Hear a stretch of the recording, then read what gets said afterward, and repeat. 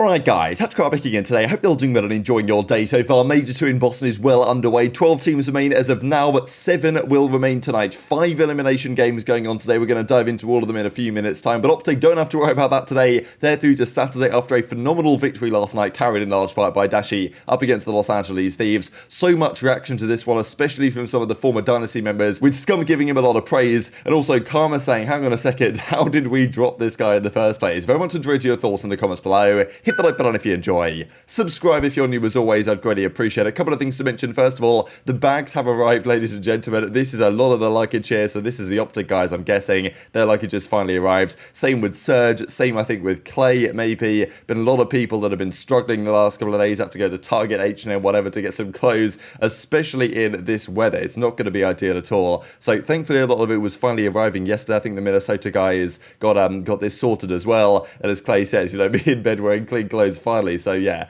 it's about time, I guess. That's pretty good to see as well. Also, just wanted to mention this last night. I thought was kind of interesting that Ant from the rotation asked these guys in the post-game interviews, the press conference type thing, what about the Vaznev? Because it does feel like the Vaznev on LAN is just completely different. I don't know if it's kind of to do with the bullet velocity, because on the ARs in this game, they're not allowed to use the bullet velocity attachment. It's kind of GA'd by the pros, but on the subs, they can use it on the Vaznev. So when you get to LAN, it just seems like the Vaznev is different, honestly. And it'd be interesting to see, because as the season progresses, we usually get more and more SMGs anyway. I don't necessarily think the Scar's going to go anywhere, but like a 2-2 meta will often become a 3 SMG 1 AR meta as the game progresses, as the season progresses. And obviously on this game anyway, on certain hills, you kind of need a third, on certain hills, you kind of need a third AR. So teams have to be versatile in this game. Some teams like Toronto certainly are. There's other teams such as Florida Mutineers where they've got Dave Petty and Major Maniac. I don't know if that's going to work too well down the line. So we'll see how it works today. They play a big game, of course, up against the Los Angeles Thieves. Also, gotta give credit to Ronnie from CDL Schedule for getting all the predictions right yesterday. Of course, I think the OpTic one made sense. I think the Ultra one made sense as well. But to get all of these right, including the correct upset, was actually very impressive. So I think I don't think he put any money on this, but I think someone that basically a follower put some money on this and won $1,000. Unfortunate scene to Ronnie, but he's probably used up all his good luck now for the weekend in terms of good predictions. We'll see how it goes. But of course, this was the big series last night, the final one of the day. Every series was a cracking one, honestly, and then it got to this point where Dashy turned up. Game 4, obviously, Dashy was a key part of their victory, and then Game 5, Dashy just took over. Huge 1v1 here against Octane. Won that one, almost clutched a ridiculous 1v3 as well on the Game 2 Search and Destroy, of course, where the pole got in his way, but, still, that seems to happen to me all the time. Whenever I play COD, I always get annoyed at these stupid things they put in the map for no reason to get in your way, and it got in Dashy's way there to not clutch the 1v3. Didn't matter, though, wins the Game 5 regardless, and, just wanted to shout out kind of Scump's watch party and everything that was going on there last night. This was one screenshot. This wasn't even the final screenshot, but this was during that Game 5 when Dashy was about to clutch that round. 92,000 for Scump, 74,000 for the COD League, 13,500 for Zuma. It was absolutely on fire. Scump even got to over 100k as well right towards the end of this one, and they were doing some awesome things on the watch party. It was a shame that Scump and Co couldn't actually get out here to Boston, because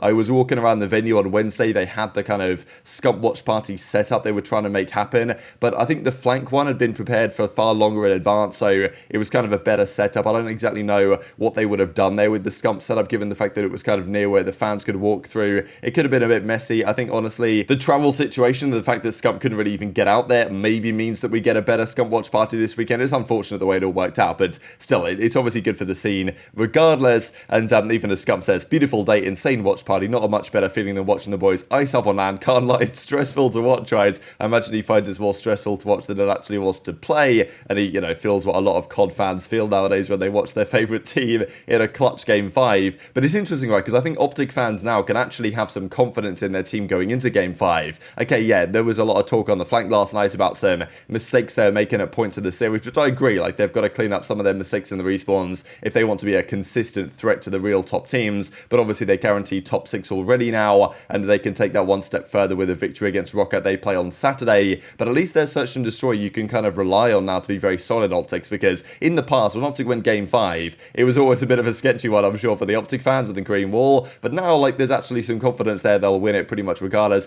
Thieves aren't great in Search, but nonetheless impressive from OpTic to win both of them last night. And also, Scump was uploading, I think, the entire watch party every match in a moment to his second channel, More Scump. So just to let you guys know that one if you weren't quite aware of the situation. But also on the watch party, they were doing these kind of post-game interviews, right? They had this with Huke after the fact, where they would interview them backstage and get them live on the watch watch party, so obviously we get the press conferences and stuff at the venue, but some of the players in their kind of practice rooms, the player rooms behind the scenes, they also do this stuff as well. So yeah, just thought it was really well done. The setup here was fantastic, and there's obviously a good reason why things are looking good at the moment. There was also this kind of post-win vibes. They went to their restaurants here, and even Scump was replied to this with the kind of like, you know, wishing he was there type thing. So, you know, I'm sure he misses playing and winning in that manner to a certain extent, but still, I'm sure he's enjoying what he's doing at the moment, and obviously doing a cracking job at exactly that. But it was Dashy the match MVP here. I mean, absolutely no doubt about it. Again, Shotzzy had basically a 1 flat. iLLeY had about a 0.85 or something. Huke had a pretty bad series, but yeah, doesn't matter when he's still making some decent clutch plays in crucial moments at the end of the game 4, and then Dashy's there to just take over the series. I don't know who the best player in the game is right now, but series after series, Dashy puts himself more and more in that conversation. You can look at Hydra, you can look at maybe a Scrappy, right? There's a few candidates in the conversation, but Dashy quite quickly, after a relatively bad stage 1, is straight in that category. Is that the post-Rambo era? What is it? I don't know. But it was interesting here to hear like Scump's words on this, right? When he talks about the fact that Dashy is like a flower that's blossoming now, and, you know, obviously Scump deliberately put a lot of pressure on Dashy to carry the torch in a sense, and it's kind of interesting to think about that during the OpTic Chicago days, the theory was that it was Envoy, right, who was kind of like the prince, right, who was going to step up and take the place of Scump in a way. It's kind of Dashy, right? And obviously Hex talked about this the other day as well, that Dashy's now the leader of this team. He's got to be the one to take them to the next level. Shotzzy, of course, is also basically undroppable, and, you know, you'd think that Dashy's undroppable now, but obviously we saw what happened there, and even Karma has some thoughts on that when he watches the near 1v3 that Dashy clutched in the Mikado, and says like, how did we drop this guy in the first place? He's like a little flower blossoming in front of all of our eyes. That was our first time playing a solo as a team, so I was just like, I'm just going to play my game, and whatever happens, happens, and it turned out to be a good one, so we'll take it. Man, well, your game is a key to He's loving it right now. Oh, Mama Dashy. We're going to try to get you guys a chip. Trust. They gonna try to get you on a chip, all right? That's going to do it for I me think and that they Bruce. can, man. They're searching the Close us story. out. Don't make Mama cry already. They're searching the Dashy. Nice. Oh my God, dude, Brandon is everything on the map. Nice! Tyler, get out of there. Nice! Finds one himself. It's all on to Octane. Nice! Holy sh**. Dude, Brandon is him. This quickly into a 1v3 now for Bruce. I mean, that's every map. All left in the 1v3. Besides Hotel. Oh, he stuck him? One player crossing. He stuck him. He's stuck Dylan. Envoy. 1v2. Oh, he's feeling nice right now. Brandon's feeling nice. He absolutely can. He's going to spot him off the bottom. Oh my God, Bruce. No way, Bruce. Oh! Oh, no! Oh! Dude, he's Ball got in the way. Bro! psycho for challenging that. The ball got in the way, bro.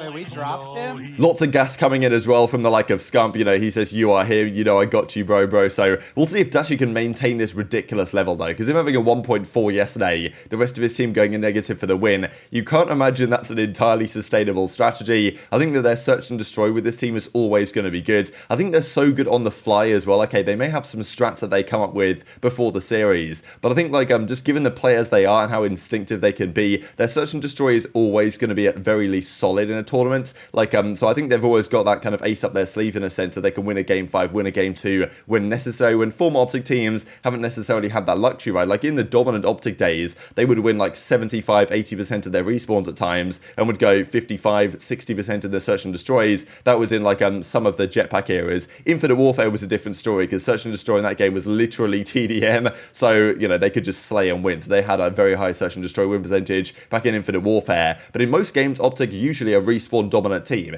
This time it's a bit different. They're kind of FaZe-esque right now, where you can always count on them to win a game 5. But if they were to play FaZe, what happens? I have no idea, to be honest, at the present time. Well, we saw what happened actually online, and they won game 5. Thanks again to Dashy and that series. So yeah, the guy's been absolutely different lately. It does make you wonder why he was dropped in the first place, but also there's some work to do for the OpTic camp. I know that JP tweeted last night that there's a lot of things they've got to think about with their respawn gameplay, like, you know, making sure they tighten up some of their setups. Like, it was kind of funny because they couldn't hold a hill the entire 2 hardpoints they played, and the one hill they absolutely needed to hold right at the end of the hydro, they held it for pretty much the entire 60 and iced up and won the map and took it to a game 5, where Dashy, of course, took over and won them the series. Gotta mention this as well from Jack, I thought was pretty funny here. So Drazah says, GG's OpTic lost 3-2, that one hurts, play Florida tomorrow, work on getting that bomb down more so your missus can tell you if they're defusing. You got this, kids. So, you know, pretty funny, right? We know that Keeks in the front row will be making some noise whenever they play today against Florida, but kind of a a difficult series to call in a way, but I think honestly Thieves should outclass them, especially on LAN,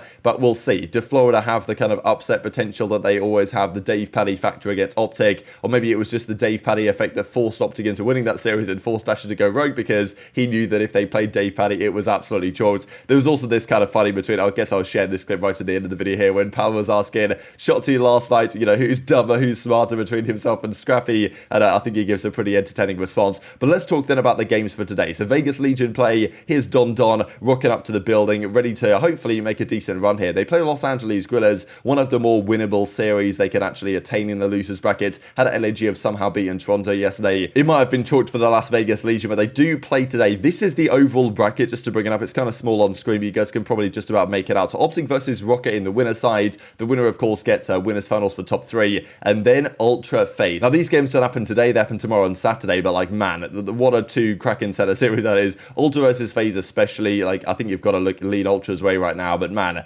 those are some good winners semi-finals. But the losers bracket, though, looks like this, and these are the games then of today. So Ravens versus Subliners first up. I mean, you've got to say, this probably should be a walk in the park for the New York Subliners. They're way too good to go out top 12. They're way too good to lose to London, I think, right now. And yeah, not so convinced of this London team, what decisions they made recently. Poor London, in a way, they have to play Subliners round 1 after the Game 5 round 11 defeat the New York Subliners had to the Minnesota Rokkr. But I feel like with one extra day for Subliners to prepare here, because they went in kind of underprepared to that first series after arriving very late to the tournament, they should be okay. Then Series 2 is like, how do you call Surge versus Breach? I know that it feels like this has to go to a Game 5, and I feel like it probably should and probably will. But if it does go to a Game 5, who wins? Like, is it possible they can both lose the Game 5? I don't know if that works, but I'm sure they'll try and find a way. Seattle Surge, we know their Search and Destroy has been horrendous lately. They've occasionally got to around 11 recently online, but they're still 0-12 online. I think they were 4-5 on LAN during like the first Pro-Am stuff. So,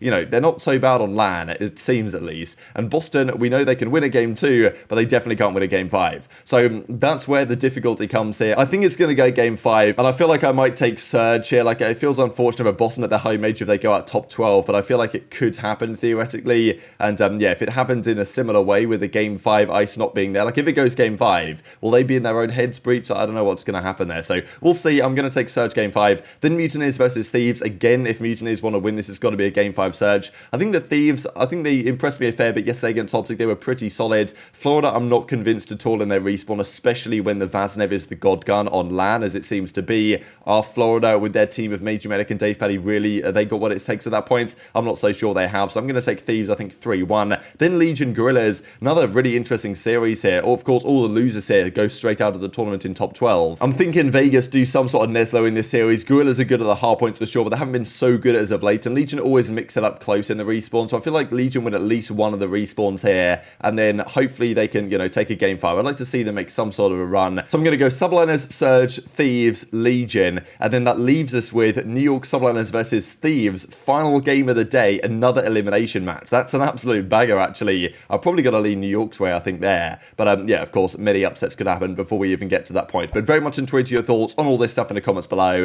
Hit the like button if you enjoyed. Subscribe if you're new. Take care. And I'll see you next time.